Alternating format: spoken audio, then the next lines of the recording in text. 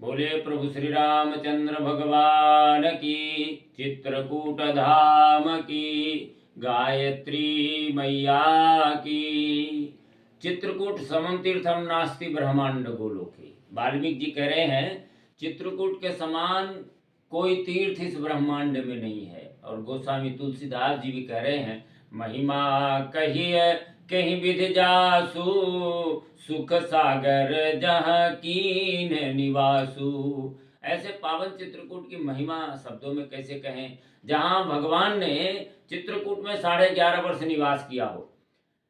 भगवान वैकुंठ को, गोलोक को अयोध्या के लिए छोड़ा और अयोध्या को भी चित्रकूट के लिए भगवान ने छोड़ दिया और 11.5 वर्ष चित्रकूट में आकर के निवास किए। और इसी भूमि ने दशरथ नंदन राम को, राजा राम को ब्रह्मांड नायक भगवान राम बनाया। इसी भूमि पर जब राम जी आए और सर्वंग ऋषि से मिलकर के आगे बढ़ते हैं, वहाँ पर अस्थि समूह देखी रघुराया, पूछी मुनि लाग अति दाया। ऋषि मुनियों से पूछा कि ये हड्डियों का ढेर कैसा। मुनियों ने कहा कि हम जैसे संतों को नरभक्षी राक्षसों ने खा खा के ढेर लगा दिया। भगवान की आंखों से आंसू गिरने लगे।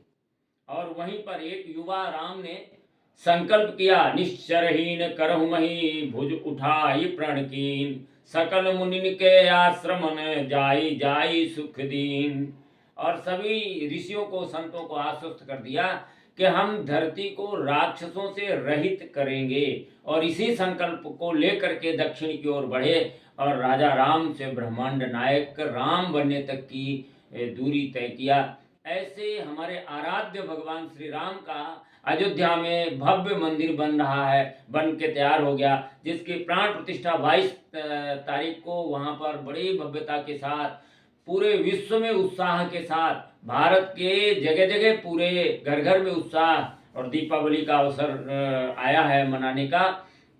ऐसे परिस्थिति में हमारे चित्रकूट में भी बड़ा अद्भुत सर्वत्र कार्यक्रम हो रहा है। और गायत्री शक्तिपीठ ने भी एक अद्भुत कार्यक्रम, संघ परिवार, राष्ट्रीय स्वयंसेवक संघ और गायत्री परिवार ने मिल करके 24 कुंडीय गायत्री महायज्ञ एवं 108 झांकियों, भव्य झांकियां प्रभु श्री राम, लक्ष्मण और सीता, इनके साथ बड़ा आकर्षण दृश्य के साथ कार्यक्रम 10 बजे से 1 बजे के बीच में 22 तारीख को संपन्न होगा। और पूरे अयोध्या में होने वाले प्राण प्रतिष्ठा का सुंदर कार्यक्रम यहाँ पर प्रसारण के साथ दिखाया जाएगा।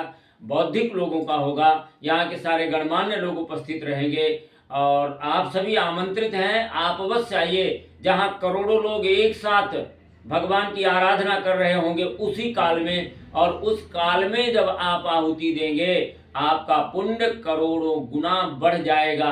इस पुण्य लाभ को प्राप्त करने के लिए आप अवश्य आए ठीक समय पर। बोले श्री रामचंद्र भगवान की, गायत्री मैया की, परम पूज्य सदगुरुदेव की, परम वंदनीय माता जी की।